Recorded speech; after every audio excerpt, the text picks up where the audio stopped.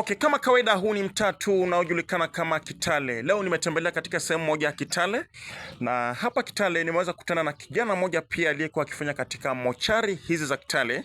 Na ndugu mtazamaji, tungelipenda tupate kusikiza mengi kutoka kwa kijana huyu.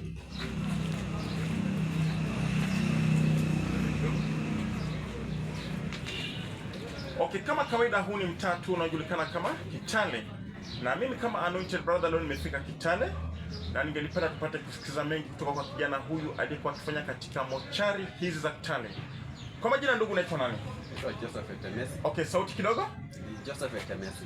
Joseph Itemesi. Okay, tumesikia habari ya kwamba ulikuwa unafanya katika mochari hizi za Kitale na ni muda mrefu umefanya katika mochari hizi. Je, mtazamaji angelipenda kujua ni changamoto gani ulizokuwa ukipitia pale hapa kwenye mochari za Kitale?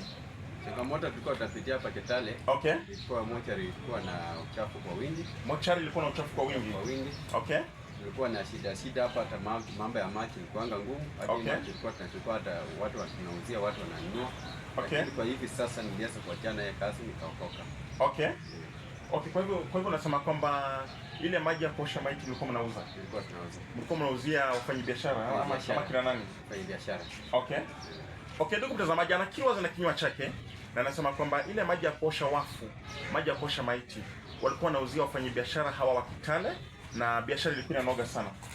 Okay. Okay. Okay, umefanya hapa kwa muda miaka mingapi?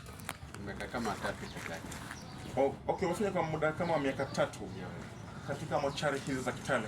Okay, ndugu mtazamaji, unapotazama kamera hii, huu ni kijana tu aliyekuwa akifanya katika mochari hizi za Kitale na nakiri wazi anasema kwamba ile maji ya wafu walikuwa kiuza, walikuwa wanauzia wafanyabiashara. Na tungelependa kujua ni wafanyabiashara wa aina gani mlikuwa mkuzia maji hii?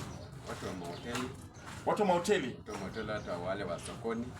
Kuna baadhi wenye walikuwa wanachukua hizo maji wanaenda kuweka kwa vyakula. Kwa vyakula vyao? Ndio wapate wateja zaidi. Ili wapate wateja zaidi. Yeah. Okay, unaweza kaniita tu Anointed Brother au kipenda unaweza kaniita mfalme mwenye mapenzi kamili. Kakamega nzima kwako studioni.